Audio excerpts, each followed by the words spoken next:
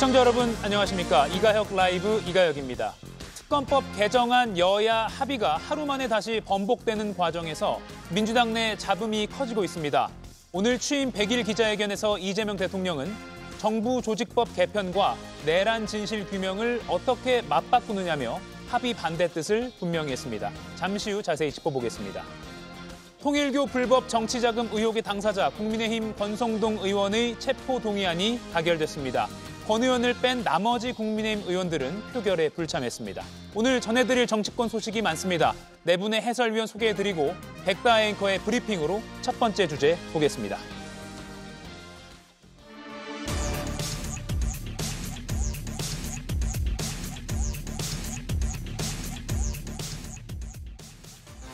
예정된 시간을 훌쩍 넘겨 이어진 취임 100일 기자회견. 이재명 대통령은 총 몇 개의 질문을 받았을까요? 이제 그만해야 되겠죠? 그래서 조금 20개, 20개 넘겼어요? 네, 20개 됐습니다. 네. 딱 20개예요? 까놓고 얘기합시다라며 민감한 질문도 피하지 않고 대답한 이 대통령. 기자들을 향해서는 고가워하지 말아달라고도 했습니다. 저번에 제가 이 기자회견을 했는데 그 대통령이 말을 많이 해가지고 질문을 못했다고. 그래서 제가 아까 잠깐 말씀드렸습니다만 저도 사실 여러분들의 취조에 응하기 위해서 경찰서에 끌려온 게 아니고 저도 저의 입장을 말씀드릴 기회로 삼는 거잖아요. 질문에 기대서 제가 드리고 싶은 말씀도 좀 드렸으니까 말이 너무 길어진 거에 대해서 너무 고가워하지 않으시기 바랍니다. 그리고 언론은 여러분께 언제나 감사드립니다. 취임 100일 기자회견.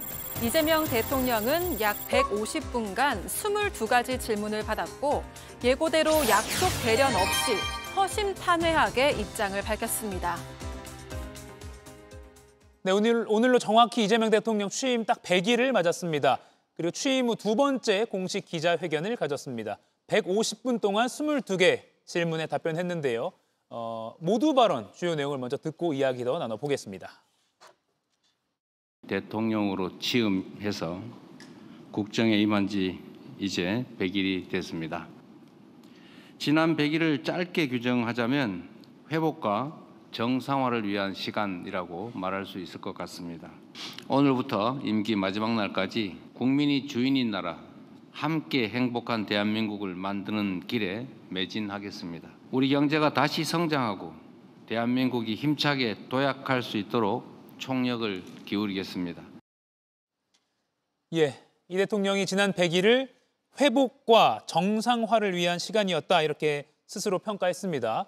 김유정 정강지 의원께 한마디씩 좀 들어보죠. 어떻게 보셨습니까? 네, 전적으로 동의합니다. 그러니까 회복과 정상화라는 것은 12.3 불법개혁, 그다음에 국회에서 탄핵소추, 헌재에서 파면, 조기 대선, 그리고 나서 지금 100일인데 어떻게 보면은 지난 9개월 동안 쉴 새 없이 달려왔던 이재명 대통령의 리더십을 보여줄 수 있는 그런 기간이었다고 생각합니다. 그래서 단순히 100일이 아니라 어찌 보면 9개월간이라고 볼 수도 있는데요. 그동안 국제사회에서 우리나라 국격은 한없이 떨어졌는데 민주주의를 바로 세우면서 정상화하는 그런 모습 보였고요. 특히 우리 국민들은 그 숱한 불멸의 날들, 고통과 또 분노 속에서 잠 못 이루던 그런 밤들, 그 상처로부터 회복되는 기간이었고, 그리고 자존감을 다시 높일 수 있는 그런 시간이 아니었나 생각합니다. 예. 그런 점에서 저는 대통령이 늘 얘기했던, 저도 늘 말씀드리지만 내란을 종식하고 국민을 통합하고 민생을 회복하는 그 길로 지금 나아가고 있다고 생각하고요. 그런 점에서 회복과 정상화, 그리고 향후에는 도약과 성장으로 가는 그 길목에 지금 우리가 서 있다라는 그 말씀에 전적으로 공감합니다. 예, 정강지 의원님. 100일로 무언가를 평가하기엔 너무 이른 시간이죠. 스케치를 했다고 볼 수 있는데 앞으로 남은 4년 9개월간의 국정을 어떻게 할 것이다라는 밑그림을 보여줬다고 생각합니다. 그 밑그림에는 협치는 없고 일방적 독주만 있다 이렇게 평가할 수밖에 없겠습니다. 대통령이 말로는 협치, 대화, 야당의 존재를 인정하고 싸우는 정치, 누군가를 죽이는 정치를 하지 않겠다고 했지만 지난 3개월간에 나온 결과만 놓고 본다면 말과 행동이 굉장히 많이 달랐다. 그래서 앞으로 남은 4년 9개월도 국정 운영 과정에서 야당이 굉장히 배제될 수밖에 없는 정치를 한 것 아닌가라는 걱정이 앞서는 3개월이었습니다. 예, 이 기자회견 끝나고 국민의힘 장동혁 대표는 삼통 분립 시대를 열었다 이렇게 지적을 했습니다. 용산의 이재명 대통령, 그리고 여의도의 정청래, 충정로의 김어준 이렇게 언급하면서 삼통 분립 시대라고 말했는데 이따가 짚어보겠지만 여야 어제 저녁에 원내대표 간의 특검법 합의, 그다음에 오늘 아침에 파기 이런 과정과도 무관치 않아 보이고요. 김영남 의원님. 예, 근데 그 장동혁 대표는 아마 지금의 상황이 익숙치 않겠죠. 왜냐하면 현직 대통령이 여당 대표를 거의 지명하듯이 만들어내고 그렇게 뽑힌 여당 대표는 대통령 내지는 대통령실의 의중에 조금이라도 벗어나는 어떠한 결정이나 행동을 해서는 안 되는 것이고 마음에 안 들면 뭐 여당 대표뿐만 아니라 누구를 상대해서라도 호통을 치고 뭐 화를 있는 대로 내던 대통령에게 익숙한 사람들에게는 지금의 상황이 익숙치 않을 겁니다. 그러니까 예. 대통령과 약간 결이 다른 듯한 얘기를 하는 여당 대표, 이게 어떻게 있을 수 있느냐 뭐 이런 취지인 것 같은데 특히 어떤 당원이나 대중의 그 민심을 전달하는 통로로서 새로운 뭐 언론 내지는 뭐 새로운 전달 통로로서의 유튜브 이런 거에 익숙하지 않은 사람들은 참 생소한 광경이라고 지난 100일을 평가할 것 같은데요. 예. 과거가 잘못된 겁니다. 여당 대표는 여당 대표로서의 목소리를 낼 수도 있는 거고 가끔은 대통령과 다른 의중을 드러낼 수도 있는 거죠. 그러면서 그걸 조율하면서 같이 해결책을 나가는 게 민주주의지. 뭐 윤석열 당시 대통령처럼 누구 당대표 만들으라고 찍으면 대통령실 참모들이 벌떼같이 달려들어갖고 예. 다른 후보는 주저앉히고 대통령이 찍은 후보를 만들어내는 게 그게 비정상이었던 거고 지난 100일은 그 비정상의 정상화 과정이었다 이렇게 생각이 됩니다. 예, 홍석준 의원님. 네. 삼통 분립 시대라고 말했어요. 네, 국민의힘에서. 재밌는 표현인데요. 예. 지금 이재명 대통령이 49% 국민들의 지지로 이제 100일이 되었는데 사실 뭐 지금도 이재명 대통령을 좋아하지 않는 국민들도 많이 있습니다. 사법 리스크로 시작된 사상 초유의 대통령이 또 입법 폭주라든지 또 예산을 너무 지나치게 좀 방만을 사용하게 됨으로써 미래가 걱정스럽고 특히 또 한미 간의 관계 뭐 이런 등등등 불안한 그런 요소에 대해서 뭐 좋아하지 않는 국민들도 많지만 그럼에도 불구하고 취임 100일 기자회견이라는 굉장히 중요한 의미가 있지 않습니까? 예.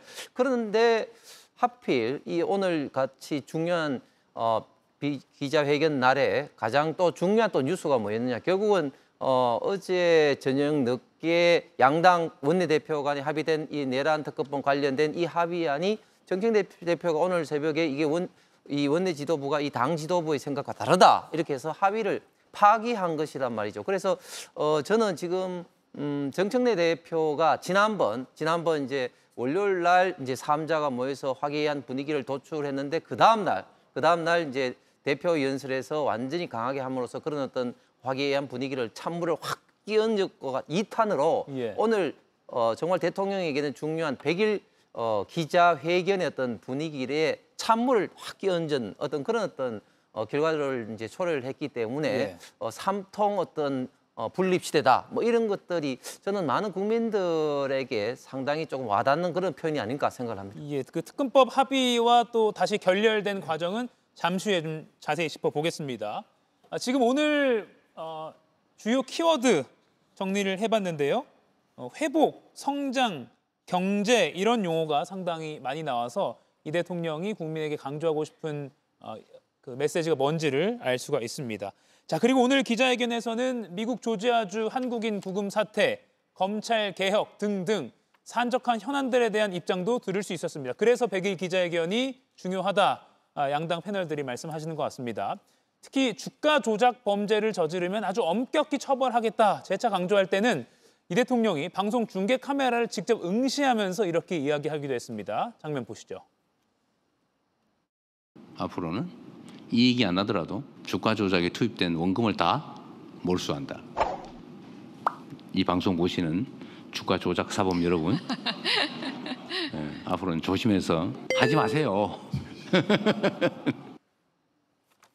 예, 참 이 회견이나 미디어를 잘 자유롭게 활용한다는 느낌도 듭니다. 자, 그리고 많은 주식 투자자들이 관심을 가졌던 사안, 주식 양도소득세 부과 기준 50억 원에서 10억 원으로 강화하는 걸 다시 50억 원으로 유지할 것인가? 이게 이미 뭐 주식시장에는 선반영되기도 했는데 김용남 위원님, 네. 결국 10억 원 고집할 필요 없다라고 말을 했습니다. 그렇습니다. 그러니까 기존의 50억 기준을 10억으로 낮춰서 강화하는 게 정부 안으로 이제 알려졌습니다만 오늘 이재명 대통령의 기자회견에서 보다 유연한 그런 자세를 직접 밝혔기 때문에 아마도 10억 원으로 강화되지 않고 50억으로 유지될 가능성이 매우 높아졌고 예. 이미 주식시장은 한 3일 전부터 그걸 반영했어요. 그래서 연일 코스피가 전고점을 계속 깨고 오늘도 역사상 가장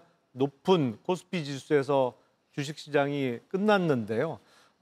사실은 대주주 요건은 입법사항은 아닙니다. 예. 대통령령으로 그러니까 시행령으로 정할 수 있는 것이기 때문에 국회에서 아마 논의를 해서 그거를 반영은 하겠습니다만 대통령의 직접적인 의견 표명으로 아마도 뭐 거의 99%의 확률로 대주주 요건은 50억 유지가 결정되는 것으로 저는 생각이 됩니다. 예. 국회 논의에 맡기겠다라고 말은 했지만 이게 시행령으로 정할 수 있는 거기 때문에. 그렇죠. 그렇군요. 홍석준 의원님. 네. 결국 이건 50억으로 유지다라고 시장이 이미 선반영하고 있지만 그렇게 봐도 되겠네요. 그렇죠. 예.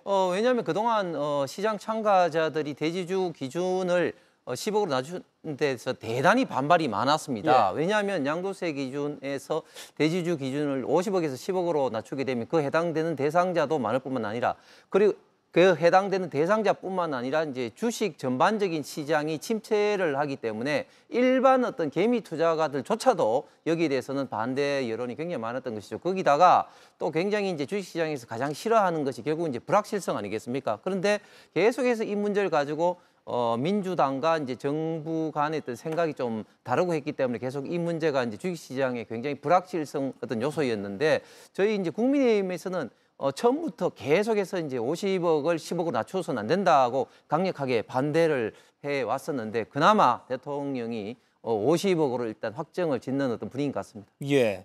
주식시장에서 주목할 만한 발언들이 또 여러 나왔습니다. 자, 그리고 사실 오늘 이제 돌아오는 비행기를 이미 타고 하늘에 있을 때 이 기자회견이 열릴 거라고 대통령과 민주당은 생각했겠지만 조금 시간이 늦어졌습니다. 미국 조지아주에서 구금됐던 우리 근로자들 지금은 애틀란타 공항으로 버스를 타고 이동하고 있는 것으로 현지 취재에 따르면 전해지고 있죠. 늦어진 게 수갑 착용 없이 이송하는 것, 그게 우리 정부의 요구였고 미국 측에서는 원칙대로 일단 버스 타고 공항 갈 때까지는 차야 한다 이렇게 주장했다고 알려져 있습니다. 그러면서 이재명 대통령이 미국에 진출한 우리 기업들은 매우 당황스러운 상태일 것이다. 그리고 대미 직접 투자에 상당한 영향을 미칠 수도 있다라고 언급을 했습니다. 김유정 의원님, 이게 자연스럽게 기자 질문에 답변하는 과정이긴 했는데 어떻게 보면 미국에 직간접적으로 좀 경고를 하는 뉘앙스도 읽힙니다. 예, 상당히 단호한 그런 발언이었고 예. 또 경고성 발언이라고 저도 생각합니다. 예. 오늘 보니까 반기문 전 유엔 사무총장도 이거는 동맹에게 합당한 처사가 아니다 이거는 그리고 너무 화가 난다 이제 이런 표현을 했더라고요. 그러니까 전 유엔 사무총장이 보기에도 이건 아니다라는 생각을 뭐 강하게 한 거죠. 그리고 지금 트럼프 대통령의 경우에는 처음에는 ICE에서 뭐 할 일을 한 것뿐이다 이렇게 얘기했다가 나중에는 한미 관계 이상무 이러다가 어제는 뭐라고 얘기한 겁니까? 있으면 안 돼? 안 가면 안 돼? 이렇게 된 거잖아요. 그리고 우리 기술 좀 이전해주고 알려주고 하면 안 돼? 이렇게 했던 것인데 뭐 익히 변덕스러운 리더십에 대해서 우리가 알고 있지만 너무 과도하게 롤러코스터를 탔다라는 생각이고요. 그런 점에서 이 최고의 동맹이라고 하는 우리에게 귀뜸이라도 해주지 지금 이런 얘기들을 하고 계시는 거 아니에요, 국민들이. 이건 좀 너무한 거 아니냐. 그리고 한 해 예산에 준하는 그런 투자를 해달라 해서 그렇게 결정을 했는데 결과적으로는 그들의 이민 정책 때문에 서로 스스로 모순에 빠져서 우리에게 이렇게 피해가 오는 이런 상황, 마치 범죄인 취급받는 이런 거에 대해서 국민도 국회도 또 대통령도 다 그 화가 나 있는 그런 상태 아닙니까? 예. 그래서 일단은 다들 무사히 건강하게 귀국하기를 바라겠습니다마는 이후에 어떤 뭐 재입국 이런 거에 전혀 문제 없도록 다 확답을 받았다랄지 미국에서도 후속적인 조치에 적극적으로 별일 없이 하도록 하겠다라는 얘기가 나오고는 있습니다마는 정말 그렇게 되는 것인지에 대한 것들을 좀 더 확실하게 문건이라도 받아야 될 것 같고요. 예. 그리고 차제에 그동안 못 해왔던 다른 FTA 체결한 국가들과의 형평성 따져가지고 전문직 취업 비자 반드시 이번에 받아내는 일정 쿼터를 받아내는 그런 것들에 대해서도 후속적인 작업들이 반드시 이루어져야 된다라고 생각합니다. 예, 지금 보시는 장면은 약 한 2~3시간 전에 현지에서 촬영된 겁니다. 우리 구금됐던 근로자들이 이제 평상복으로 다시 갈아입고 애틀란타 공항으로 가기 위해서 버스에 올라타는 그런 모습입니다. 많이 고생을 하셨을 우리 국민들의 모습이 보입니다. 김영남 위원께 이거 하나만 추가로 여쭐게요. 이 대통령이 한국과 미국의 문화 차이도 있는 것 같다라고 전제를 하면서 미국인들의 여행 비자를 우리나라 입국해서 불법으로 영어 강사하는 사례를 거론했습니다. 우리나라에서는 그럴 수 있다고 생각하는데 미국은 절대 안 된다고 생각하는 것 같다. 이렇게 좀 넘어가던 말은 했거든요. 그런데 이걸 이제 온라인에서는 그럼 진짜로 영어 강사들 한번 다 조사해봐야 되는 거 아니야? 우리도 이렇게 좀 대응을 해야 되는 거 아니냐? 이렇게 나오거든요, 반응이요. 사실은 이제 문화적 차이라는 다소 완화된 표현을 사용했습니다만 예. 이재명 대통령 본인께서도 이번 조지아주에서 이루어졌던 한국 직원들의 체포는 좀 화가 많이 나신 것 같아요. 사실은 비교를 하자면요. 여행 비자로 한국에 입국해서 여기 영어학원에서 취업하는 건 명백한 불법 취업입니다. 근데 이번에 우리 체포된 한국 직원들은 이제 이스타나 단기 상용, 그러니까 B1 비자를 받아서 미국에 가서 미국 회사에서 월급을 받은 게 아니거든요. 그러니까 월급은 한국 법인에서 받은 거예요. 그러니까 미국인이 한국에 가서 한국 영어 학원에서 월급을 받는 건 명백한 불법 취업이지만 특히 B1 비자는 거기 그러니까 한국에서 월급을 받으면서 미국 가서 현지 지도 정도는 할 수 있다고 충분히 해석할 여지가 있습니다. 예. 비자의 범위에 있어서. 근데 일괄적으로 다 체포를 해갔단 말이죠. 그러니까 이게 양국 어떤 나라 대 나라의 일은 항상 상호주의에 입각해서 모든 일이 처리가 되잖아요. 그래서 만일 뭐 그런 일은 절대 없어야 되겠습니다만 이번 조지아주에서 일어난 일 같은 게 또 재발한다면 그때는 정말 예를 들어서 여행 비자로 여기 한국 영어학원에서 월급 받고 있는 사람들은 아마 전수조사를 해볼 필요도 있겠죠. 예. 일종의 경고성 발언이 아니었나 싶습니다. 이것도 간접적으로는 이런 방안도 우리는 생각을 해볼 수 있다 정도의 이런 이슈가 있다는 걸 알고 있다 정도로는 좀 내비친 거라고도 볼 수 있겠네요. 예, 그렇습니다. 알겠습니다. 자, 그리고 마지막으로 네 분께 검찰개혁 관련한 이 대통령의 답변을 한 번 더 분석해보고 다음 이슈로 넘어가겠습니다. 이 대통령이 정부가 주도해서 전문가, 여야, 피해자, 검찰 의견을 듣고 문제를 제거해야 한다라고 했습니다. 정부 주도에 대한 말을 강조했는데 정강지 의원님. 예. 지난 7일에 고위 당정협의회에서 정청래 민주당 대표랑 우상호 정무수석이 충돌했다라는 취지의 중앙일보 보도가 있었고요. 물론 당사자들은 모두 부인을 하긴 했습니다. 근데 여기서 다시 한번 정부 주도를 이 대통령이 오늘 강조했거든요. 저는 결국에는 우상호 정무수석이 당정협의회 과정에서 한 얘기에 힘을 실어줬다고 봅니다. 예. 당시에 나온 얘기가 그거잖아요. 여기에 계신 분들보다 제가 먼저 정치했고 내가 대통령 이름 팔아서 이런 이야기 할 사람 아니다. 이런 거 잘 알지 않냐? 라는 요지의 이야기를 했어요. 이재명 대통령도 결국에는 우상호 수석이 얘기하는 이야기에 힘을 실어줬다고 보는 것은 보안 수사권과 같은 민감한 문제들에 대해서 지금 당이 일방적으로 너무 빨리 나가려고 하는 것 같은데 이것에 대한 부작용이 국민 전반으로 확산될 수 있다는 점을 우려하고 있다는 뜻을 이재명 대통령이 이야기한 것이라고 보고요. 전 그 방향이 맞다고 생각합니다. 거듭 말씀드리지만 속도보다 중요한 게 방향이라고 합니다. 검찰 개혁의 방향이 단 1도만 잘못된다고 하더라도 그것에 따른 파급 효과는 우리 국민 전반으로 미칠 수밖에 없는 것이거든요. 그래서 1년간의 유예 기간을 둔 것도 결국엔 이런 그 문제점들에 대한 인식을 갖고 있기 때문이라고 생각합니다. 근데 그때 가서 그러면 부작용 생기면 다시 고치면 된다 이 생각보다는 애초부터 올바른 방향으로 부작용 없는 검찰 개혁이 이루어져야 민주당도 이런 성과를 이뤄놨다는 평가를 받을 수 있을 겁니다. 예, 김유정 의원님. 네. 그 보도에 나왔던 우상호 정무수석의 입장이 그럼 진짜 대통령의 의중이다 이렇게 해석해도 됩니까? 결국 그 말이 맞는 것 같습니다. 예. 그러니까 이게 내 뜻이겠냐라고 했던 말 안에는 여러 가지 함의가 담겨져 있는데 오늘 대통령 답변하신 내용을 보면 같은 얘기라고 저는 생각합니다. 그래서 수사기소 분리하고 9월 25일 본회의 통해서 정부조직법 개정안 통과시킨다라는 대원칙은 당정대가 합의를 본 것이고요.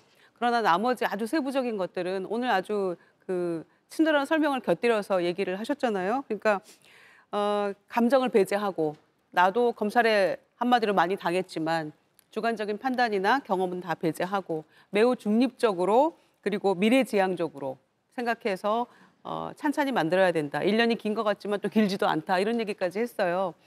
그러면서 경찰은 완전히 믿을 수 있는 것인가. 그러니까 권력이 집중됐을 경우에는 부작용이 날 수 있다는 점에 대해서도 예. 국민의 입장에서 찬찬히 생각해 봐야 된다라는 것이죠. 그런 점에서 국가수사기관의 어떤 완전 그 개혁, 완전한 변화 이런 거를 이야기하는데 굉장한 노력이 필요하고 또 국민의 입장에서 만약에 그 수사나 이런 데서 차질을 받거나 혹은 불이익을 받거나 그런 모든 경우의 수를 다 따져가면서 살펴봐야 된다라는 그런 뜻이 담겨져 있기 때문에 저는 이거는 정부가 주도적으로 하고 당정대가 세부 사항은 논의해가면서 한다라고 했던 한정혜 정책위 의장의 그 발표 내용이 예. 뭐 그게 맞는 거라고 생각합니다. 그리고 또 보안 수사권 관련해서는 구더기 싫다고 장독 없애면 되겠나라고 하면서 보안 수사권 완전 폐지에 대해서는 신중하게 검토해야 된다라는 취지로 발언했고요. 또 검사는 수사, 보안 수사는 관심도 갖지 말라고 하는데 그걸 다 경찰에 갖다 놓으면 어떻게 되느냐라고도 답변을 했습니다. 먼저 홍석준 의원께 네. 이건 여쭐게요. 보안 수사권 완전 폐지에 관해서도 신중한 입장을 보였습니다. 공개적으로요. 예, 그렇죠. 그리고 그 지금 이재명 대통령이 말하는 게 지극히 당연하죠. 왜냐하면 경찰에게 모든 것을 갖다 주면 그럼 경찰은 뭐 신입니까? 경찰이 실수하지 않습니까? 그런 것들을 검찰에서 검사가 일단 보완해서 국민의 어떤 권익이라든지 또 어떤 그 범죄의 어떤 완전한 어떤 수사를 하는 게 지극히 견제와 균형이라는 어떤 정부 조직의 원리도 그렇고 또 어떤 그 범죄에 관련된 확실한 어떤 그런 국민 권익 보호와 어떤 진실을 파악하는데 당연함에도 불구하고 지금 예. 너무 민주당에는 뭐에 뭐 쫓기듯이 속도만 강조를 하다 보니까 자꾸 이제 이런 문제가 생기는데 근데 지금 이재명 대통령이 이런 어떤 이야기를 처음 한 게 아니라 그전에도 신중을 기해야 되기 때문에 이제 토론을 하자. 내가 주도를 하겠다. 내가 사회를 보겠다. 이렇게까지 이야기를 했지 않습니까? 그런데 그 말 다음 날 정청래 대표가 어떤 이야기를 했느냐. 개혁은 속도가 중요하다면 정강스크처럼 해쳐야 된다. 이런 식으로 대통령의 말을 무시하는 그런 어떤 행동을 했는데 오늘도 마찬가지입니다. 구더기가 있더라도 최대한 막아가면서 예. 이제 간장은 먹어야 된다. 그런 어떤 이야기를 통해서 강하게 정부가 주도를 하고 보안 수사라든지 이런 것들을 해야 된다. 뭐 이런 식으로 이제 이야기를 했는데 과연 민주당의 정청래 대표가 여기에 대해서 과연 동의를 할지 이런 것을 한번 좀 지켜봐야 될 것 같습니다. 김영래 의원님, 아무튼 그 정청래 대표와의 입장차가 좀 오늘 보인 것 같아요. 그러니까 뭐 민주주의인 것이죠. 예. 뭐 당대표와 대통령이 서로 다른 생각을 갖고 있더라도 이걸 조율할 수 있는 게 민주주의인데 대통령의 발언 내용을 보면 명확합니다. 그러니까 지금 검찰청을 공소청으로 바꾸고 새로 신설되는 중수청은 행안부 산하에 두고 이 내용, 이른바 정부조직법 개정안은 그 내용상 당이 주도한 게 맞아요. 당이 하자는 대로 거의 안이 꾸려졌습니다. 다만 그에 따른 후속 작업, 그러니까 검찰청법을 뭐 공소청법으로 내용을 바꾼다든지 아니면 그에 따른 형사소송법의 내용을 바꾸는 개정안과 관련해서는 정부 안을 준비하고 정부가 주도하겠다는 뜻을 분명히 했기 때문에 예. 아마 정청래 대표도 오늘 이후부터는 조금 발언이나 태도가 바뀌지 않을까라는 생각이 듭니다. 예, 한번 민주당의 반응도 살펴봐야 될 것 같습니다. 오늘 다른 정치권 이슈가 많습니다. 100일 기자회견 이슈는 여기까지 하고요. 또 이어지는 뉴스룸에서 잘 정리해 드릴 테니까요. 백다 앵커가 두 번째 이슈 준비했습니다. 들어보겠습니다. 문 대표님이 사과하셨다는 게 김병기 원내대표님을 향한 사과도 포함되는 건지와 국민의힘에 대한 사과도 포함되는지. 그런 건 아니고요. 그러니까 가정들이 매끄럽지 않은 거에 대해서 그 본인의 부득이 소치 때문에 이렇게 된 것이다라고 했고. 정청래 더불어민주당 대표가 사과의 입장을 낸 배경에는 바로 이 장면이 있습니다.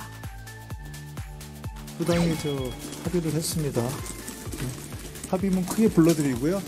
더불어민주당은 3대 특검법 개정안에 대한 국민의힘의 수정 요구를 수용한다. 국민의힘은 금융감독위원회 설치와 관련된 법률 재개정에 최대한 협조한다. 어제 저녁 양당 원내대표가 수사기간 연장 조항이 빠진 특검법 개정안에 합의했는데요. 하지만 정청래 민주당 대표가 재협상을 지시하면서 본회의를 앞둔 여의도 하루 종일 시끄러웠습니다. 진통 끝에 조금 전 더 센 특검법이 가결됐고 권성동 의원 체포 동의안도 국회 문턱을 넘었습니다. 예, 민주당 내 이른바 자중질환 상황은 잠시 후 자세히 짚어보고요. 권성동 국민의힘 의원의 체포 동의안 가결 상황 간단히 좀 살펴보겠습니다. 권 의원이 의원들의 투표 전에 신상 발언을 했습니다. 잠깐 들어보고 더 이야기 나눠보죠. 저는 오늘 참담한 심정으로 이 자리에 섰습니다. 취임 100일을 맞이한 대통령이 정적을 희생물로 삼는 것에 몰두하는 현실이 너무나 안타깝습니다. 특검이 저에 대해 제기한 주장은 모두 거짓입니다. 저는 검사를 20년 했고 정치는 16년 했습니다. 문제가 될 수 있는 돈을 받을 만큼 어리석지 않습니다. 전형적인 정치 공작이자 정치 수사입니다. 단 하나 민주당에 부탁한다면 정치보복은 저 하나로 끝내주십시오. 사랑하는 국민의 의원 여러분, 한 분도 빠짐없이 저에 대한 체포동의안에 찬성해 주십시오. 예, 그런데 김유정 의원님, 국민의힘 의원들은 권 의원 빼고는 다 불참했습니다. 네, 본인은 가결표를 던져달라라고 얘기를 했기 때문에 예. 본인만 남아서 국민의힘 의원 중에서는 유일하게 투표를 참여한 것 같고요. 민주당 의원이 166명이거든요. 그러니까 오늘 찬성표가 173표가 나왔는데 권성동 모두가 참석했다는 전제하에 권성동 의원 표를 합하면 167표가 되는 것이고 나머지 또 이제 몇 표가 오겠죠. 그런데 저 신상 발언을 통해서 들은 내용 중에 본인을 정적을 희생물로 삼지 마, 본인이 누구의 정적이라는 얘기인가요? 그러니까 예. 본인을 너무 가치를 높이 평가했던 게 아닌가 싶기도 하고요. 이게 왜 정치 보복인지 우리가 정말 무수한 날 무수하게 그 증거들에 대해서 여기서 논의도 하고 토론하고 했었는데 그건 어떻게 깡그리 무시하고 저렇게 말할 수 있는지, 문제가 될 돈은 받지 않았다, 문제가 되지 않을 것 같은 돈은 받았다는 이야기인지, 종교단체에서 준 거니까 괜찮다고 생각했던 건 아닌지, 여러 가지 추측과 추리해 볼 수 있는 이야기들이 이 신상 발언 안에 저는 담겨 있다고 생각을 합니다. 예, 반대가 한 표 나왔는데 권성동 의원은 본인이 가를 써서, 그러니까 찬성을 써서 넣는 게 언론에 포착됐거든요. 그래서 반대가 누굴까? 아마 개혁신당 쪽에서 나온 거 아닌가? 뭐 이런 언론의 추측도 나오고 있습니다. 홍석준 위원님. 네. 의총에서요, 권 의원이 나와의 의리 생각 말라라고 했다는 단독 보도도 있었어요. 네. 의총 분위기가 어땠답니까? 예, 일단 그 굉장히 지금 참담한 분위기죠. 예. 그리고 지금 내란 특검위에서 권성동 의원뿐만 아니라 많은 의원들이 지금 이제 압수수색이라든지 지금 조사를 받고 있는 상황 아니겠습니까? 그런데 권성동 의원이 갖고 있는 여러 가지 당내의 어떤 정치적인 무게감이라든지 그런 거를 생각하면 굉장히 당내 분위기가 무거울 수밖에 없고, 그럼에도 불구하고 참 권성동 의원이 저는 뭐 그 참 의미 있다고 생각하는 게 본인이 이제 의리를 생각해서 반대 표를 던지지 마라. 뭐 그런 식으로 이제 이야기한 것이 그동안 국민의힘에서는 불체포 특권에 기대해서 이제 숨지 않겠다 이런 것을 이제 당론으로 정했고 많은 의원들이 여기에 대해서 이제 그 서명도 한 어떤 그런 것들을 다시 한번 상기도 시켰습니다. 그렇게 이제 당당하게 수사에 임하겠다는 그런 어떤 이야기를 의총에서도 했는데 사실 근데 같은 동료 의원으로서 또 찬성표를 던지기가 그렇게 쉽지는 않습니다. 그렇기 때문에 퇴장하는 걸로 그런 식으로 이제 했지만 권성동 의원은 홀로 남아서 본인의 표에 이제 찬성표를 던졌다. 그만큼 당당하게 수사에 응하면서도 본인이 이때까지 불체포 특권에 기대지 않겠다는 것을 약속을 지킨 것 같습니다. 예, 이게 이제 국회 절차상 법무부 장관이 체포 동의안 요구 취지를 의원들에게 설명을 합니다.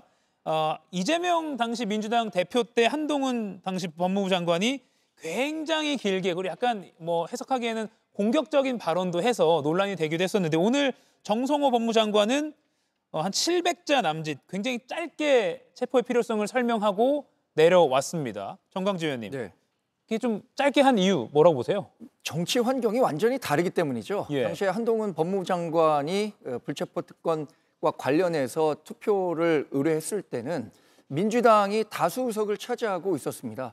그래서 한동훈 전 대표로서는 가능한 한 왜 구속이 필요한지에 대한 상황을 소상히 설명해야 그 자리에 있는 민주당 의원들을 설득할 수 있고 더 나아가서 국민적 여론을 환기시켜서 이런 혐의가 이렇게 구체적으로 드러나는데도 민주당이 불체포 특권에 숨어서 이 수사를 제대로 받지 않는다? 이런 식의 메시지를 줬어야 한다고 생각합니다. 그래서 한동훈 전 대표의 그 설명이 굉장히 길었던 것이고 정성호 법무장관은 지금 어차피 정해진 결과잖아요. 우리 당 소속 의원들은 투표에 참여하지 않기로 했고 나머지 민주당과 범여권 의원들은 당연히 가결표를 던질 테니까 이것에 대해서 그렇게 아주 구체적으로 설명하지 않더라도 권성동 의원에 대한 체포 동의안은 통과될 것이다. 이렇기 때문에 두 사람이 설명하는 뭐 방식이라든가 그 시간 이런 것들이 차이가 있었다고 저는 파악했습니다. 예, 김영남 의원님 이제 영장 심사 날짜가 아마 법원이 공지를 하겠죠. 네. 어떻게 전망하십니까? 뭐 다음 주 초쯤 잡히지 않을까 싶은데요.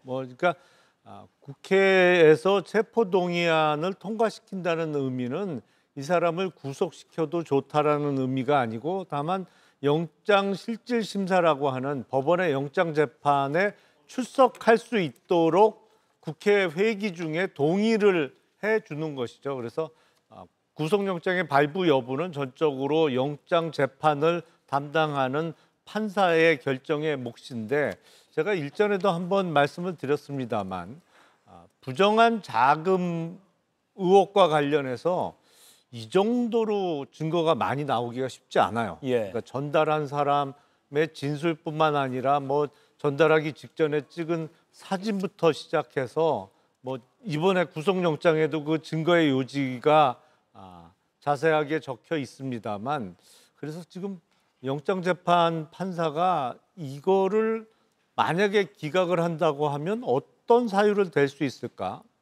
범죄 혐의의 소명이 부족하다고 적기는 어려워 보여요. 그러면 도주나 증거인멸의 염려가 없다고 적는 수밖에 없는데 이게 그 보좌관을 통해서 그 조사를 받고 나오는 사람하고 통화를 시도했다가 그게 또 우연찮게 택배 기사와 통화된 게 또 공개가 됐잖아요. 그래서 권성동 의원은 조금 쉽지 않아 보입니다. 예, 알겠습니다. 자, 그러면 오늘 하루 종일 정치권에서 뜨거웠던 민주당 내 이슈가 있습니다. 앞서 백다 앵커의 브리핑 때 영상 보신 것처럼 양당의 원내대표가 넥타이 색깔도 잘 맞춰서 원내대표실 앞에서 기자들 앞에서 합의라는 표현을 쓰면서 특검법 개정안에 대한 합의를 발표했습니다. 그런데 오늘 아침에 바로 재협상을 지시했다. 정청래 대표의 그 발언이 나왔고요. 최종적으로 결렬됐다고 이른바 번복되는 상황이 벌어졌습니다. 이와 관련해서 또 오늘 오전에 공교롭게도 이재명 대통령이 취임 100일 기자회견에서 이렇게 관련 발언을 했는데요. 들어보고 이야기 더 나눠보겠습니다. 협치라고 하는 게 야합하고는 달라요. 내란 특검 연장을 안 하는 조건으로 정부 조직법을 통과시켜 주기로 했다고 근데 그 이재명이 시킨 것 같다 이런 여론이 있더라고요. 몰랐어요, 실제로. 그리고 저는 그렇게 하길 바라지 않는다.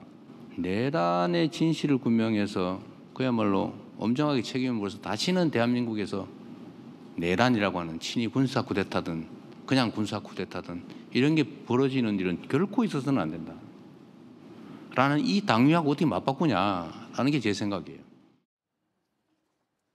예, 김유정 의원님. 그러면 어제 협상은 잘못됐다, 동의하지 않는다라는 뜻을 분명하게 이재명 대통령은 밝혔네요. 그렇습니다. 그래서 예. 추가적으로 정부조직법 개정안이 바로 안 되면 뭐 좀 기다려서 패스트트랙 태워서 해도 되는 거 아니냐라는 얘기까지를 덧붙여서 설명을 했기 때문에 예. 대통령의 뜻은 확고하다고 볼 수 있겠죠. 자, 그러면 당은 도대체 어떻게 돌아가고 있는 것인가 궁금하지 않을 수 없어요. 저는 예. 어제 이게 합의가 됐다고 하길래 이게 합의가 가능한가?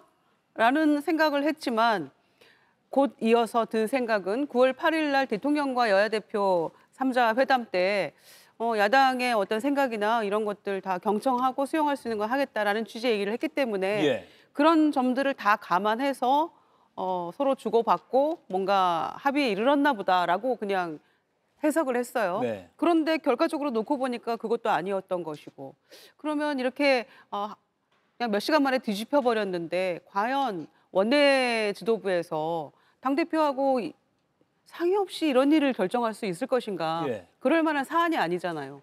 그러면 도대체 어떻게 된 것인가. 저는 좀 정확하게 진상이 규명이 돼야 된다고 생각을 하는데 무엇보다도 취임 100일 맞아서 당내 내부의 어떤 이런 갈등이 노정되는 것 자체가 저는 매우 유감이고요. 특히 경제도 어떤 시장의 불확실성이 문제를 키우는 것처럼 당 내에서 불과 취임 100일, 이제 석 달 좀 지난 것인데 이런 중차대한 문제를 가지고 갈등이 노정됐다는 것은 저는 좀 심각하게 봅니다. 예. 그런 점에서 오늘 뭐 의총에서도 그렇고 또 최고위에 또 불참하기도 하고 김병기 원내대표가 뭔가 문제가 있긴 있었던 것 같고요. 예. 그리고 또 정청래 대표가 또 부덕의 소치 뭐 사과도 했는데 김병기 원내대표는 일단 SNS로 다 물었다는 거 아닙니까?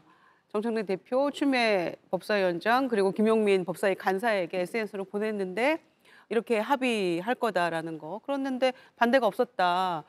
그러면서 이제 또 본인의 이 토로를 격정적으로 했었던 것 같은데 그래서 저는 오고 가고 얘기는 할 수 있고 또 논의도 충분히 해야 되지만 예.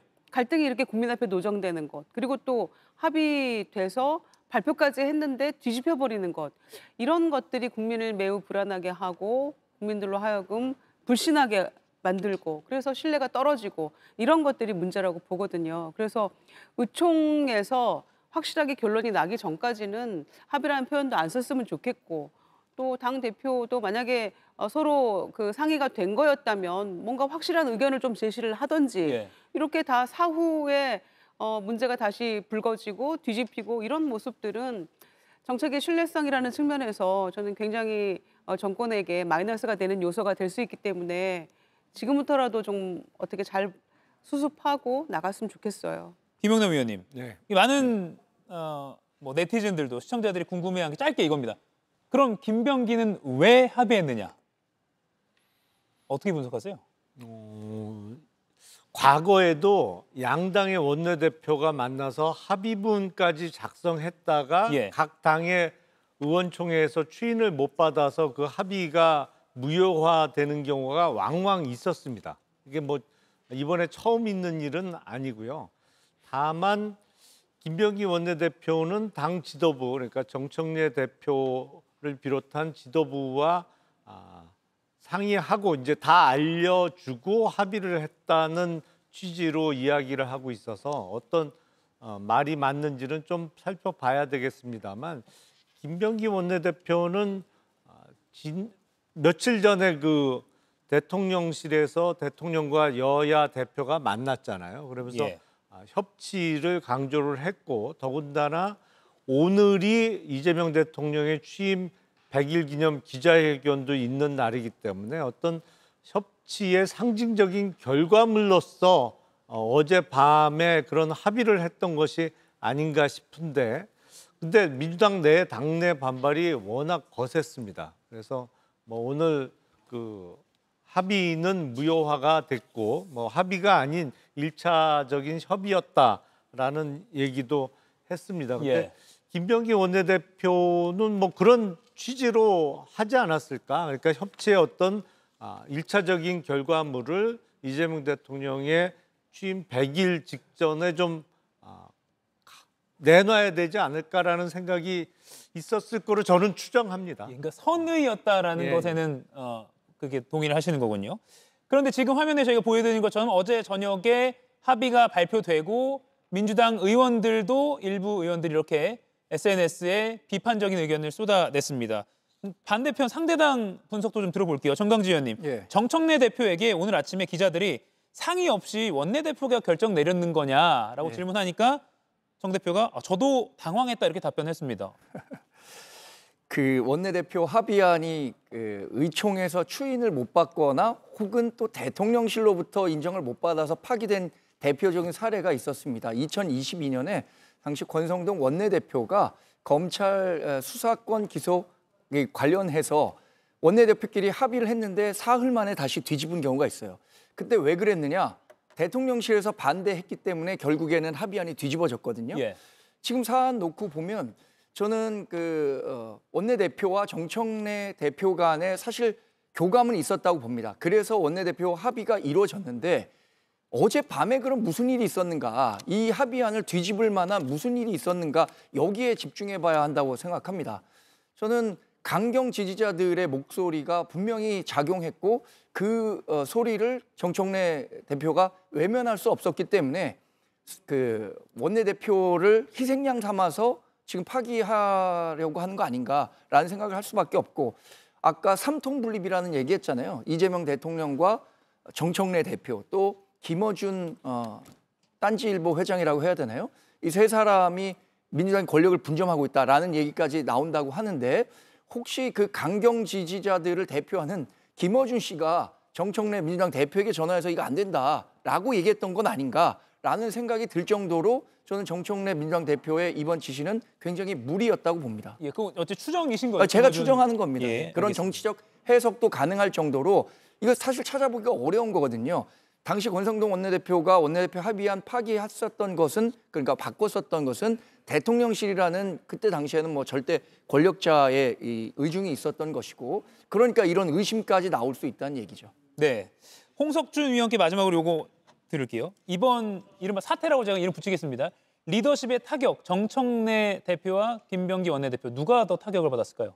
저는 일단 겉으로 드러난 건 김병기 원내대표가 굉장히 타격을 많이 받았죠. 왜냐하면 원내대표라는 자리는 당의 2인자이기다.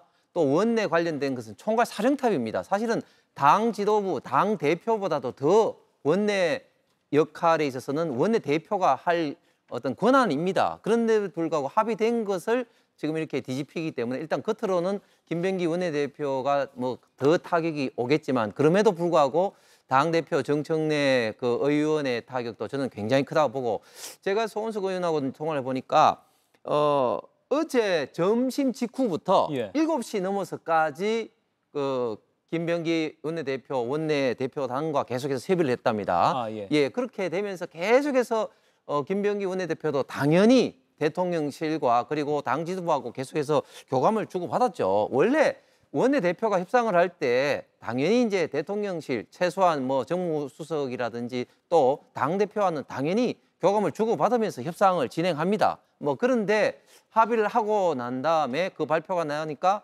결국은 이제 강성 민주당 지지층에서 반발을 하니까 이것을 이제 정청래 대표가 이제 뒤집었고, 그리고 뒤집으면서도 나는 뭐 몰랐다는 식으로 나오고, 특히 오늘 그 대통령께서도 이재명 대통령도 기자회견하면서 나는 몰랐어 이렇게 이야기하는데, 저는 뭐 그것은 좀 좀 거짓말인 것 같고, 어쨌든 이번에 정청래 대표가 이걸 좀 뒤집음으로써 저는 어떻게 보면 좀 이재명 대통령한테도 굉장히 좀 심각한 타격이 갈 수밖에 없다. 왜?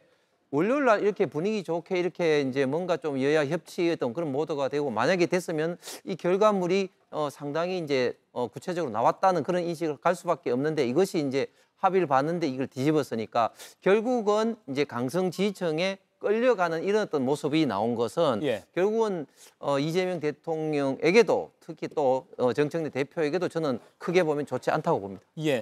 근데 방금 말씀하신 짧게요. 아마 대통령도 알았을 거라는 거는 정말 그 추측일 뿐만 아니라 아닌 경우가 많았습니다. 이제 대표적으로 양당의 원내대표가 합의했다가 뭐 크게 난리가 난 게 박근혜 정부 시절에 당시 유승민 원내대표가 대통령령에 대해서 국회 일종의 심의권을 부여하는 안을 야당과 합의했다가 전국적으로는 원내대표직에서 물러나는 사태까지 번졌는데 그 합의 발표할 때까지 청와대에서 대통령실에서 전혀 몰랐거든요. 원내대표가 협상하면서 뭐 항상 대통령실에게 연락해서 어떤 허락을 득하고 합의하는 건 절대 아닙니다. 그거는. 알겠습니다. 지금 민주당에서 계속 또 이야기를 나오고 있기 때문에 이건 지금은 추정과 추측으로 저희가 좀 토론할 수밖에 없는 상황이라 조금 더 이야기가 나오면 정확한 또 상황 판단이 가능할 것 같습니다. 오늘 다룰 내용이 많습니다. 하나 더 준비했습니다. 백다 앵커가 브리핑으로 전해드립니다. 윤석열 전 대통령이 재임 시절 지각 출근을 감추려고 비밀 통로를 만들었다는 정황이 더 나왔습니다. 대통령실 본관 정문과는 다른 방향으로 차가 진입해서 지하층과 연결되도록 공사가 이루어졌다는 언론 보도가 나온 건데요. 사실 윤 전 대통령의 지각 논란, 취임 직후부터 제기됐었죠. 시민의 불편이 심각하다고 하니까 이젠 아예 대통령이 매일 일부러 지각을 하는 거 아닌가 의심이 들 정도입니다. 9시 전에 출근도 안 합니다. 대통령의 업무는 24시간 중단되지 않습니다. 출퇴근 개념 자체가 없습니다. 당시 대통령실이 반박에 나섰지만 가짜 출근 의혹까지 나왔었는데요. 지금 언론 보도를 보더라도요. 9시에 가짜 경호 차량이 출발하고 어쩔 땐 11시, 어쩔 땐 오후 1시에 또 다른 경호 차량이 출발하는데 이게 상식에 부합합니까? 저희들은 위장 경호가 경호 기법이 하나인 가짜 출근을 도와주는 게 경호 기법이에요? 윤 전 대통령의 출근의 비밀, 이 부분도 진상규명이 필요하다는 목소리가 커지고 있습니다. 윤 전 대통령 재임 당시 지각하는 대통령의 모습을 보이지 않기 위해서 윤상 대통령실 건물 출입구에 별도의 비밀 통로를 만들었다라는 정황이 경호처 관계자의 증언으로 언론 보도가 됐습니다. 물론 처음 제기된 의혹은 아닙니다. 김영남 위원님, 마지막 이 질문만 드리고 끝낼게요. 비밀 통로 설치를 개인 돈으로 했을 건 아니잖아요. 그렇겠죠. 개인 돈은 안 썼겠죠. 나라 돈을 썼다면 이거 법적으로 처벌이 가능합니까? 참 희한한 케이스인데 정말로 지각하는 거를 들키지 않기 위해서 나라 돈으로 비밀 통로를 만들었다고 하면 우선적으로 검토할 수 있는 죄가 국고손실죄를 검토해 볼 수 있을 것 같습니다. 아니 누구나 공무원은 출근 시간에 출근을 해야 되잖아요. 근데 당연히 해야 되는 거를 회피하고자 엉뚱한 곳에 나라 돈을 썼으면 그거는 국고를 손실시킨 거니까 국고손실죄를 검토해 볼 수 있죠. 예, 국고손실죄 의율이 가능하다. 알겠습니다. 이 뉴스도 워낙 많은 분들이 관심을 가진 뉴스라서 마지막으로 정리해 드렸습니다. 오늘 네 분과는 여기서 인사를 드려야 될 것 같습니다. 오늘 정말 많은 현안을 또 짧은 시간에 토론했습니다. 고맙습니다.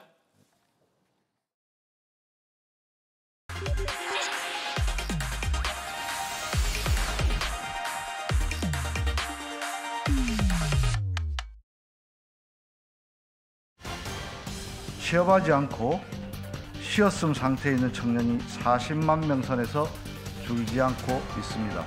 당군 일의 최고 스펙을 갖춘 청년들이 왜 쉬었음에 빠지는가? 그것은 괜찮은 일자리의 문이 좁아졌기 때문입니다. 청년이 일의 출발선에서 좌절한다면 우리나라의 미래도 흔들릴 수밖에 없습니다. 임금체불 근절 산재 예방으로 정당한 보상과 안전한 일터를 보장하겠습니다. 정부가 든든한 일자리 멘토가 되겠습니다. 좀 더 깊이, 더 자세히 들어보는 더 인터뷰 시작하겠습니다. 이재명 대통령이 취임 100일을 맞았습니다. 그리고 이분 역시 내일이면 취임 50일째가 됩니다. 김영훈 고용노동부 장관 인터뷰하겠습니다. 어서 오십시오. 네, 안녕하세요. 안녕하십니까. 내일이 50일 맞으시죠? 네, 그렇습니다. 예, 50일 동안 가장 보람 있었던 일 어떤 겁니까? 올 봄에 4월 달에 신안산선 건설 현장에서 매몰되었다가 극적으로 구조된 20대 하청 건설 노동자가 있었습니다. 예. 생중계로 방송된 국무회의를 보고 나서 문자를 받게 됐는데요. 이 친구는 사고 이후에 자기는 이렇게 힘든데 예. 나는 잊혀져 가는구나 이렇게 생각하고 있었는데 뉴스에서 포스코 건설 이야기를 하면서 예. 미필적 고의에 의한 살인 아닌가라는 대통령의 말씀을 듣고 나라가 있구나 이런 생각을 하게 됐다고 저에게 문자가 왔어요. 예. 너무 보람 있는 따로 뵙기도 했습니다. 보람 있는 일이라고 생각됩니다. 지금 약간 눈시울이 붉어지시는 그거다. 네네. 예. 네. 반대로 그럼 사실 뭐 다 잘할 수는 없잖아요. 아쉬운 점은 또 뭡니까? 물론 50일은 뭐 다 평가하기는 좀 이른 시간입니다만. 여러 국민들의 기대도 있고 한데 많이 부족합니다. 가장 아쉬운 점은 나름대로 열심히 노력한다고 했습니다만은 여전히 산재가 크게 줄지 않고 있다는 거고 얼마 전에 또 제가 몸담았던 철도 현장에서 또 참사가 나가지고 국민들에게 상당히 면목이 없습니다. 예, 그 산재 관련 질문은 뒤에 좀 준비했으니까 좀 자세히 여쭙겠습니다. 이재명 대통령 취임 100일을 아침에 기자회견도 했는데 함께 많이 이제 대면을 하시니까요. 네. 어떤 업무 스타일인가요, 대통령은? 대통령께서 스스로 말씀하시기를 국민들에게는 좋은 대통령이 예. 되어야 하고 독한 상사 이런 말씀하셨는데요. 예. 대통령께서는 충직함, 무엇보다 공직자가 가져야 될 첫 번째 도리로서 국민에 대한 무한한 충직함과 능력인데요. 그 능력은 자신의 업무를 완벽하게 파악하는 것과 함께 주권자인 국민과 끊임없이 소통하는 능력을 강조하십니다. 예. 용장 밑에 약졸 없다고 했는데 더 열심히 하겠습니다. 예. 이 자리에 대통령실 그 김병욱 정무비서관이 출연했었는데 그때 본인은 머리숱이 빠졌다라고 했는데 혹시 그런 신체적 변화가 있으십니까? 많이 있습니다. 알겠습니다. 근데 대통령 아까 소위 이제 엄격한 상사라고 할 수 있는데 그 중에 하나가 이재명 대통령 본인이 노동 현장을 워낙 잘 알잖아요. 소년공 출신이고 하니까. 그렇습니다. 예. 소년공 출신이시기도 하고 많은 분들이 알고도 계시지만은 이재명 대통령은 그 첫 출발을 노동인권 변호사로 출발하셨기 때문에 누구보다 노동 전문가이십니다. 그렇기 때문에 제가 주무장관으로서 잘 보좌해야 된다고 생각하고요. 또 자신이 산재 노동자 출신이기 때문에 산재 진심이라기보다는 대통령께서는 산재뿐만 아니라 왜 10대 경제 강국 그리고 또 K 문화 강국이라고 하는 이 우리나라에서 우리 국민들이 왜 이렇게 죽음에 가까이 있나? 교통사고도 많고 왜 이렇게 자살도 많은가? 산재는 왜 이렇게 줄지 않는가 걱정하십니다. 그런 차원에서 우리 국민들을 안전하게 지키는 것이 국가의 책무라고 생각하고 행정의 요체라고 생각하시는 분이기 때문에 국민의 생명과 안전을 지키는 데 더 매진하겠습니다. 많은 시청자분들이 김영훈 장관 하면 이 장면을 아마 기억에 가장 남는 장면을 꼽을 것 같은데요. 저희 영상 준비했습니다. 영상 보고 이야기 더 나눠보겠습니다. 5명이 올해 돌아가셨다 그 말입니다. 일하러 갔다가. 이게 있을 수 있는 일입니까? 살자고 돈 벌자고 간 직장이 전쟁터가 된 거 아닙니까? 사람 목숨을 지키는 특공대다 이렇게 생각하고 정말로 철저하게 단속해야 됩니다. 직을 걸겠습니다. 네. 상당 기간이 지나도 산재가 안 줄어들면 진짜 직을 거십시오. 그렇게 하겠습니다. 이게 언론 보도에는 대통령이 직을 걸라고 지시했다라고 제목이 많이 달렸는데 영상을 보니까 먼저 직을 걸겠다고 말씀하셨어요? 대통령이 그렇게 먼저 말씀하신 건 아니고요. 제가 먼저 말씀을 드렸는데 다른 이유는 아니고 대통령께서 저는 제 생각에는 아마 역대 대통령 중에 아마 처음이 아닐까 생각되는데요. 그동안 우리는 경제 성장률 또 GDP 이런 거를 일종의 나라의 격으로 생각했습니다. 하지만 이재명 대통령은 이것과 함께 산재 사망률, 노조 조직률 등 이 사회 경제적 지표도 나라의 국격이 대단히 중요하다고 생각하시는 분이고 국무회의 첫 번째 생중계에서 이렇게 산재 예방에 대해서 강조하시고 전 부처가 나서서 온 나라가 나서서 노동부만의 문제는 아니고 협업해서 꼭 이번만큼은 산재 왕국이라고 하는 오명을 벗어야 한다고 강조하시는데 예. 주무장관으로서 그 대통령의 국정 철학을 받들지 못한다면 제가 그 있을 자리가 이유가 없다고 생각하고요. 예. 진심을 다해서 산재 왕국 오명 벗는데 최선을 다하겠습니다. 그럼 직을 걸겠다는 그 약속은 아직 유효한 약속입니까? 물론입니다. 솔직히 말씀드려서 산재 현장에 가보면 저는 다치거나 죽지는 않았지 않습니까? 뭐 직을 거는 게 물론 중요한 문제지만은 예.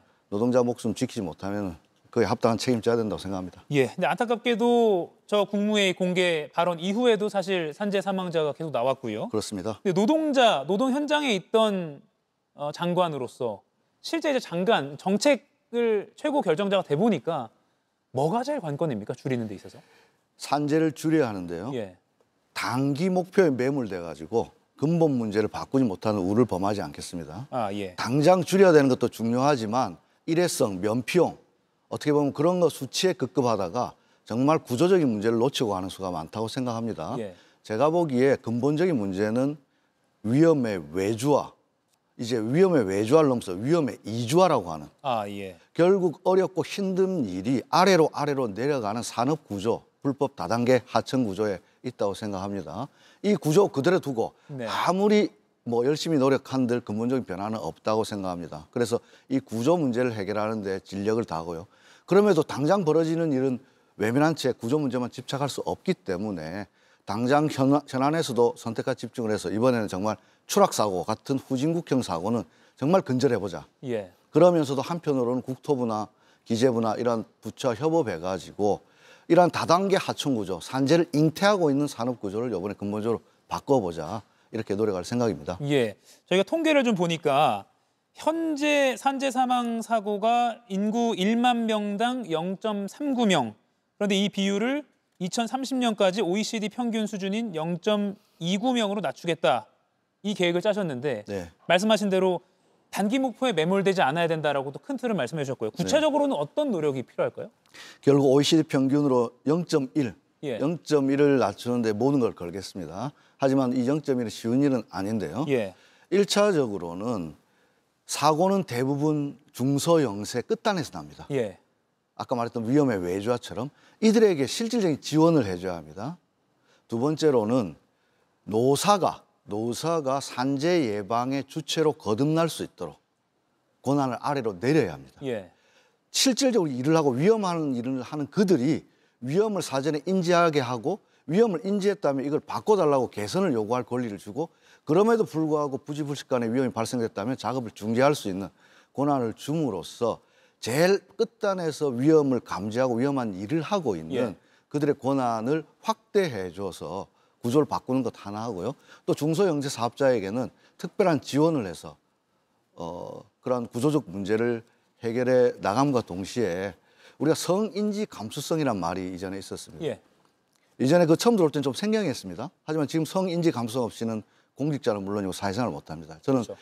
생명 안전 감수성이라고 말해보겠습니다. 강급공사 이런 데서도 공공부문에서도 사고가 많이 나는데요. 이제 모든 공직자가 노동 안전 감수성이 있어야 된다고 생각합니다. 예. 왜 우리가 진짜 문화가 대통령께서 말씀하셨듯이 K-팝이 세계, K-컬처가 세계를 호령하고 있는 지금 산재 왕국이란 말이 병림할 수 있는가? 반문명적 일 아니겠습니까? 예. 그래서 앞으로 모든 공직자들이 이 생명 안전, 사람 목숨 귀한 줄을 알아야 된다라고 하는 너무나 평범한 진리를 우리 사회의 인식을 확산시키는 것도 중요하다고 생각합니다. 생명 안전 감수성, 노동 안전 감수성. 그러니까 네. 맨 끝단에 있는 사람도 이걸 보면서 이거 위험하겠다. 네. 느낄 수 있는. 느끼면 예. 그들이 스스로 피한다는 건 작업을 중단시켜야 되거든요. 예. 그러니까 지금까지는 작업을 중단시키려고 하면은 나중에 만약에 자기한테 불이익이 돌아오지 않을까.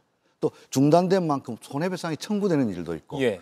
그런 것들을 없애가지고 위험을 느끼는 당사자가 바로 피할 수 있도록 그런 권리들을 줌으로써 예. 스스로 피할 권리를 줄 때 저는 위험의 외주화, 이주화 조금은 막아나갈 수 있지 않겠나 생각합니다. 그리고 피하자고 그 끝단에 있는 노동자가 말을 과감하게 할 수 있는 환경이 권리. 중요한 것 같아요. 그게 일터 민주주의입니다. 예. 오늘 대통령께서도 K민주주의 말씀하셨는데요. 저는 예. K민주주의의 완성은 일터 민주주의라고 생각합니다. 예. 일터에서 가장 밑에 있는 사람이 제일 위에 있는 사람에게도 자신의 위험을 말할 수 있는 권리. 그것이 예. 바로 일터 민주주의, K민주주의의 완성입니다. 예, 꼭 좀 그렇게 돼서 일하다가 죽는 사람이 없기를 저도 국민의 한 사람으로서 바라겠습니다. 그렇게 하겠습니다. 임금 체불 이야기 좀 해보겠습니다. 네.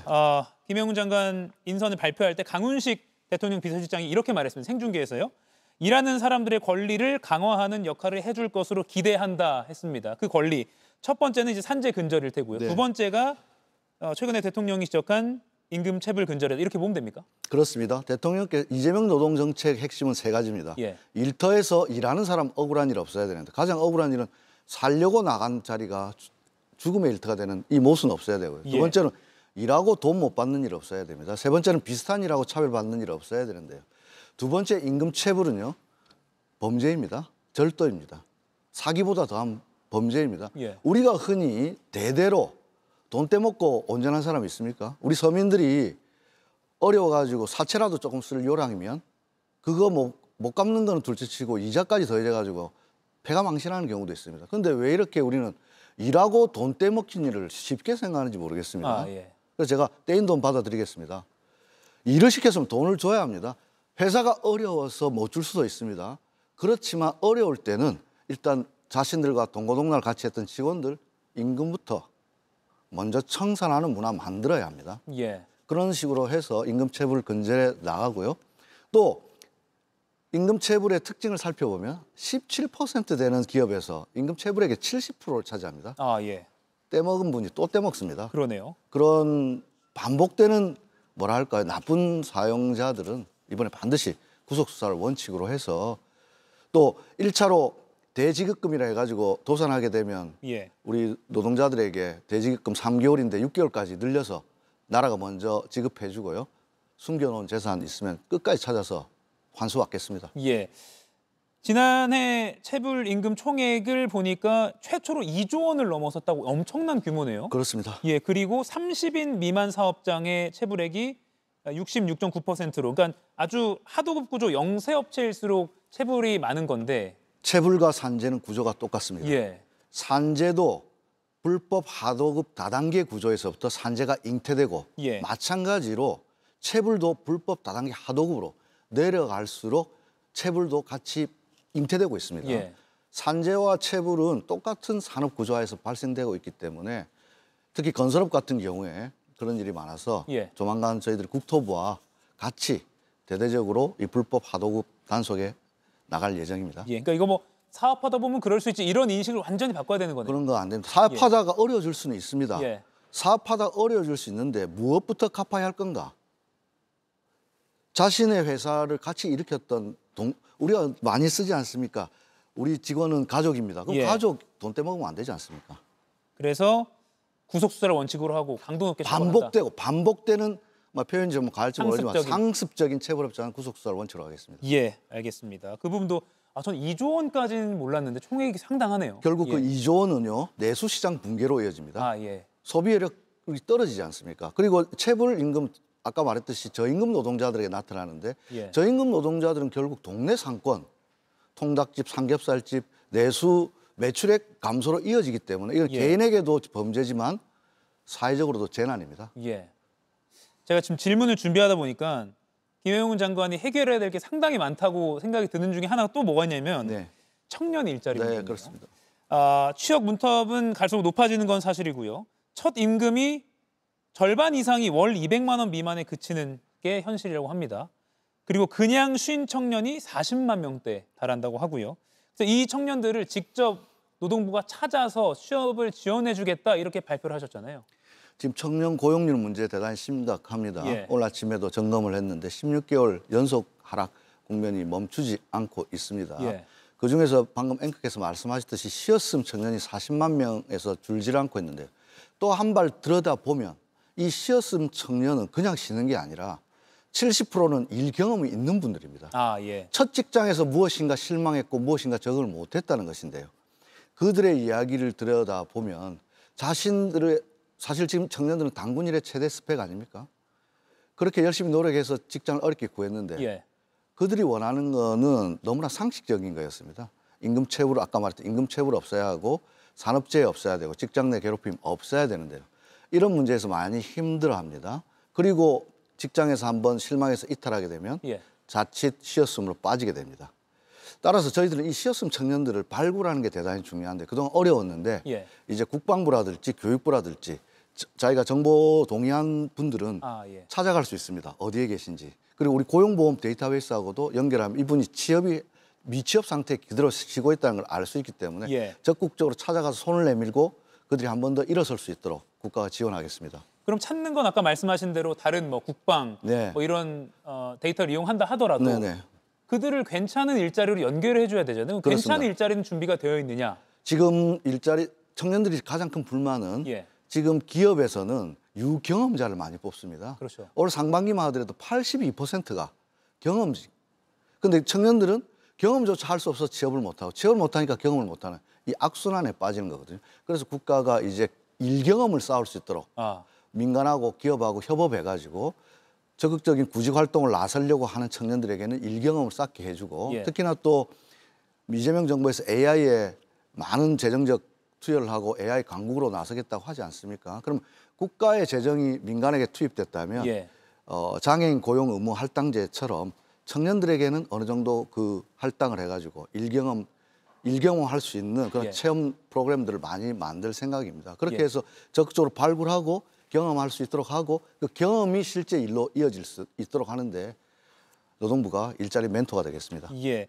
청년들이 바라는 게 무슨 거창한 게 아니잖아요. 사실은 거창한 게 아닙니다. 그냥 기본적인 엄청난 복지가 아니라 상식적인 환경, 일한 만큼 받을 수 있는 그냥 임금 그렇습니다. 그런 걸 원하는 건데 그렇다면 방금 그런 좀 강론을 말씀해 주셨지만 좀 큰 틀에서 보면 뭐 정부, 기업뿐만 아니라 좀 구조적으로 변화해야 된다. 뭐가 딱 변화해야 된다고 생각하십니까? 저는 청년들 우리 사회에서 예. 중소기업, 특히 산단, 뿌리산업 예. 튼튼히 해야 합니다. AI가 중요하지만 예. 융합하려면 기초가 있어야 융합도 되는 것입니다. 예.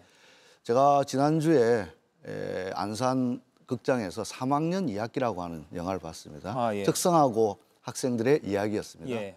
특성화고 지금 3학년 2학기 실습 나가서 대부분 공단으로 실습 갑니다. 적응 못하는 친구도 있었고 열심히 적응하는 친구도 있었습니다. 근데 그 중에 제가 인상적인 것은 담임 선생님이 적응 잘하는지 주기적으로 가는데 선생님 다음 주에 뭐 사올까 했더니 맥모닝을 사달라는 겁니다. 예. 여기는 아무것도 없어요. 제가 그래서 다음 달 10월 1일부터 농림부하고 협업해가지고 산단에 1,000원의 아침밥 이렇게 제공할 생각입니다. 그리고 산단도 좀 더 청년 친화적으로 뭐 이렇게 바꿔가지고 젊은 친구들도 선호할 수 있는 옛날에 뭐 공단 같은 우울한 분위기보다는 청년들에게도 적어도 의식주 먹고 입고 하는 데는 차별 없도록 그렇게 해가지고 중소기업을 튼튼하게 하고요. 아까 말했던 체불 없고 산재 없고 괴롭힘 없는 노동 기초 질서 잘 지키는 기업에게는 정부가 지원해가지고 복지에 있어서 예를 들어서 건강검진이라든지 대기업 수준의 건강검진을 지원한다든지 문화적인 혜택을 준다든지 해가지고 튼튼한 좋은 중소기업 많이 만드는 것도 청년 일자리 해소에 도움이 될 것으로 생각합니다. 예, 그러니까 구조 자체를 우리 산업 구조 자체를 지금은 AI 강조하지만 중소기업을 튼튼하게 산업단지도 청년들이 선호하는 중소기업들을 많이 만들 생각입니다. 그 1,000원의 아침밥은 그럼 청년만 먹을 수 있는 겁니까? 아니죠. 그 산단에 있는 노동자는 모두 나이 상관없이. 나이 상관없이 17개 산단을 아마 농림부에서 공모를 받아가지고 10월 1일부터 아마 시범사업 할 것입니다. 예, 알겠습니다. 하실 일이 참 많은 것 같습니다. 네, 그렇습니다. 이쯤에서 좀 다시 기본으로 돌아가서 고용노동부 공식 약칭이 사실 저희도 기자들 기사 쓸 때 줄이면 고용부라고 썼거든요. 원래 약칭이 고용부였습니다. 근데 노동부로 바뀌었네요. 9월 1일부터 노동부로 바꿨습니다. 예, 어떤 취지입니까? 고용과 노동은 뗄래야 뗄 수가 없는데요. 예. 노동은 가치입니다. 고용은 하나의 형태입니다. 하지만 지금 일하는 시민들의 본질은 일한다는 겁니다. 예. 우리 모두는 노동하는 존재입니다. 하지만 고용되지 않는 일하는 시민들도 많이 존재합니다. 고용과 자영의 벽도 허물어졌습니다. 플랫폼 노동은 사용자가 없는 노동자를 출현시키고 있습니다. 예. 따라서 종속적인 고용 관계만 가지고 모두를 포괄할 수 없습니다. 따라서 이번에 고용부에서 노동부로 약칭을 바꾼 것은 일하는 모든 시민의 공통점은 노동한다는 사실이고 이 노동의 가치를 즉 땅의 가치보다 땀의 가치를 우선시하는 이재명 정부의 철학을 반영한 것입니다. 예. 9월 1일부터라서 아마 몰랐던 시청자분들 계실 텐데 고용노동부를 줄이면 고용부가 아니라 노동부 네. 노동부 장관이라고 그렇습니다. 줄여서 말하는 거고. 청년 일자리도 고용과 관련이 있습니다. 기초 노동 질서를 잘 지키는 일자리를 많이 만들어야 청년 고용이 늘어날 것으로 생각합니다. 예. 노란봉투법이 내년 3월 10일부터 시행이 됩니다. 그렇습니다. 이 논의 과정에서부터 당연히 경영계는 극렬하게 반발을 해왔는데 장관님께서 한 인터뷰에서 너무 지나친 기대나 또 막연한 불안감은 경계해야 한다 이렇게 말씀하셨습니다. 어떻게 해석해야 됩니까? 노란봉투법 하나로 예. 우리 사회의 고질적인 문제인 노동시장 양극화 일거에 해소되지 않습니다. 그런 차원에서 노란봉투법이 모든 것을 해결할 수 있을 것이라고 하는 지나친 기대 경계해야 되고요. 예. 두 번째, 재계에서 걱정하시는 뭐 N차까지 교섭해야 되느냐, 모든 자본이 이탈하고 외국으로 나갈 것이다라고 하는 막연한 불안감도 지금 도움이 안 됩니다. 예. 저는 이 법을 진짜 성장법, 대화 촉진법, 산재 예방법이라고 이야기합니다. 제가 진짜 성장법이라고 이야기하는 것은 이제 원하청이 동반 성장해야 됩니다. 하청업체 노동자들이 원청을 위해서 일하는데 하청 노동자들의 노동 조건이 좋아지는 것이 원청에게 결코 불리하지 않을 것입니다. 예. 전체 마지막 생산물의 질을 높일 것입니다. 얼마 전 우리 국민들 많은 국민들이 충격받았지 않습니까? 조지아에서 단속 나가가지고 미 국토부 관료가 기자회견할 때 300명 정도 되는 그 한국인 노동자들 보니까 하청의 재하청 노동자들이더라. 이들의 노동 착취라고 했습니다. 예. 노동 착취에 대해서 원청까지 조사하겠다. 이런 이야기를 미국에서 했습니다. 예. 이게 글로벌 스탠다드입니다. 이제 선진국에서는 원하청이 동반 성장해야 된다는 건 글로벌 스탠다드입니다. 예. 그런 차원에서 이번 노란봉투법은 원하청이 동반 성장할 수 있는 법이고요. 아까 말했듯이 하청 노동자도 자신이 위험하다는 걸 느끼면 원청에게 무엇을 요구할 수 있는 권리를 줘야 하기 때문에 저는 산재 예방 법이라고 말씀드립니다. 예. 기업들은 계속해서 반발을 하고 있습니다. 예를 들면 뭐 야당에서도 무슨 기업을 벌써 거론하면서 벌써부터 원청 회사에 뭐 협상을 요구하지 않고 있느냐 이러면서 뭐 기업들의 입장을 대변하기도 하는데요. 현대제철에서 법이 시행되기도 전에 예. 그 비정규직 노동자들이 원청 나와라, 진짜 사장 나와라고 요구하는 것을 가지고 얘기를 하시는데요. 예. 노란봉투법과 무관하게 요구한 분들은 불법 파견 판정을 받은 분들입니다. 불법 파견 판정을 받으면 원청이 고용해야 될 의제가 성립되지 않습니까? 예. 그걸 가지고 노란봉투법하고 연결시키는 건 과다하다고 생각합니다. 좀 자세히 들여다보면 사실과는 다른 이야기입니다. 네. 알겠습니다. 그리고 항상 이 노동 정책에서는 뭐 기업과 또 노동계의 반발이 있을 수 있으니까요. 이 노란봉투법 관련해서는 6개월 동안 구체적인 지침과 매뉴얼을 정교하게 마련하겠다라고 계획을 밝히셨는데 경영계, 노동계 둘 다 만족을 시킬 만한 타협점 나올 수 있습니까? 쉬운 일은 아닙니다. 하지만 예. 반드시 해야 합니다.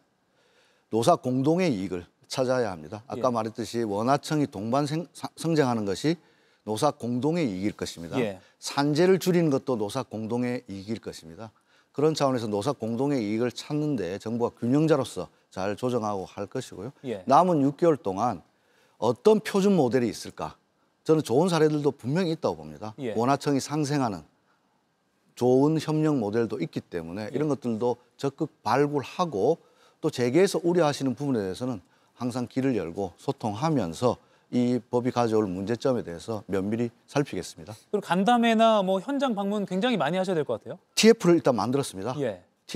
우리 부에서 TF를 만들어가지고 재계, 노동계 같이 전문가 해서 거기서 면밀하게 소통하겠습니다. 예. 마지막 질문이 될 것 같은데요. 철도 기관사였다가 이제 노동부 장관이 됐습니다. 노동부 장관이 된 김영훈의 노동 환경은 어떻습니까? 기관사도 물론 힘듭니다. 예. 물론 힘든데 나란 일 하는 게 예. 정말 소중하고 중요한 일이라는 걸 매일매일 느끼고 있습니다. 대통령께서 노동자 목숨 지키는 특공대다 이렇게 말씀하셨기 때문에 하루하루 그 소임을 다하기 위해서 최선을 다하겠습니다. 예. 한 3, 4초 침묵을 지키셨는데 저는 느껴졌습니다. 약간 눈시울도 붉어지셨고 얼마나 그 책임감을 느끼고 계신지도 많은 시청자분들께서 지금 장면으로도 화면으로 느끼실 것 같습니다. 그리고 아까 제가 기억이 남는 게 생명 안전 감수성, 네. 노동 안전 감수성 이 말씀하셨는데 네. 성인지 감수성처럼 정말 네. 일하기 전에는 이걸 한번 떠올리면서 일하게 되는 문화가 정말 그렇습니다. 정착됐으면 좋겠습니다. 직업에는 기천 없고 사람 예. 목숨 귀한 줄 알아야 됩니다. 예. 그리고 산업단지에서 청년들이 일할 만 나게 하는 네. 아침 식사도 네, 천원의 아침 식사 해보도록 하겠습니다. 잘 정착시키겠습니다. 물론 청년뿐만 아니라 모든 노동자 모든 모을 수 있다. 노동자입니다. 모든 노동자. 3단에서는 모든 노동자. 알겠습니다. 김영훈 고용노동부 장관과 인터뷰 해봤습니다. 고맙습니다. 네, 감사합니다. 이건 비장의 카드. 20가지 멀티비타민 기본. 밀크시스, 루테인, 오메가3까지 한 판에 정립해주는 GNM 올인원 뉴트리션 멀티비타민 플러스. 이젠 1일 1판 시대. 이름 루클라. 라인이 다르네. 가볍고 편한데 슬림하기까지 완전 새로워. 경량 패딩을 새로 입다. 블랙야크 루클라 다운. 전 출장을 많이 다녔죠. 꿀팁 2가지를 알려드릴까요? 직장 상사와 절대 같은 층에 묵지 마세요. 출장은 꼭 호텔스닷컴에서 예약하세요. 10박을 할 때마다 리워드 1박을 받을 수 있거든요. 수십만 개 호텔에서 즐겨보세요. 인간은 주로 먹는다. 탄수화물, 단백질, 지방 3가지. 그리고 소화한다. 위, 상부, 하부, 소장에서 3단으로 3단 맞춤 소화. 이제 소화는 3단 캡슐이다. 다제스. 지난 2022년 이태원 참사 직후 국민의힘 소속 김민아 창원시 의원은 자신의 페이스북에 참사 유족을 향해 이런 글을 올립니다. 자식 팔아 한몫 챙기자는 수작, 무지몽매한 애미. 더 심한 표현도 있지만 전하진 않겠습니다. 유족들이 김 의원을 상대로 손해배상 소송을 제기했습니다. 그리고 어제 법원은 유족 손을 들어줬습니다. 김 의원이 유족 150여 명에게 총 1억 4천여만 원을 배상해야 한다고 판결한 겁니다. 재판부는 김 의원의 글이 참사 유족들의 인격권을 침해하는 모욕적인 인신공격이라고 판단했습니다. 명백한 2차 가해라고 명확히 한 겁니다. 노상원 수첩을 언급한 정청래 민주당 대표의 연설에 제발 글이 됐으면 좋았을 것이라고 말한 송원석 국민의힘 원내대표의 발언이 떠오릅니다. 지역 정치권이나 여의도 국회나 해서는 안 될 말은 하지 않는 교육이라도 필요해 보입니다. 오늘 한 컷이었습니다. 이건 비장의 카드. 20가지 멀티비타민은 기본. 간, 눈, 혈행 건강 혜택까지 완성된 한판. GNM 올인원 뉴트리션 멀티비타민 플러스. 한판 완판. 주베르. 룩. 보다. 바라던 나를. 더 자신 있는 나를. 피부 속부터 채우는 주베룩 테크놀로지. 룩. 저스트 룩. 주베룩. 주방은 작아도 생수 2병 놓을 틈에. 전기포트 하나 치운 틈에. 작은 사이즈에 담긴 큰 능력. 이유는 달라도 선택은 결국 코웨이 아이콘 얼음 정수기 미니. 탈모, 효과를 생각한다면 약효를 따져봐야죠. 판시리. 약용 효모 복합 성분이 모근부터 탄탄하게. 안에서부터 굵어지니까 덜 빠지겠죠. 풍성해지겠죠. 안에서 지켜야 탈모를 지킨다. 역시 판시리. 풍성. 네, 이가혁 라이브 오늘 순서는 여기까지입니다. 이재명 대통령 취임 100일 기자회견 관련 내용은 잠시 후 이어지는 JTBC 뉴스룸에서 자세히 전해드리겠습니다. 내일 오후 5시에 다시 뵙겠습니다. 고맙습니다.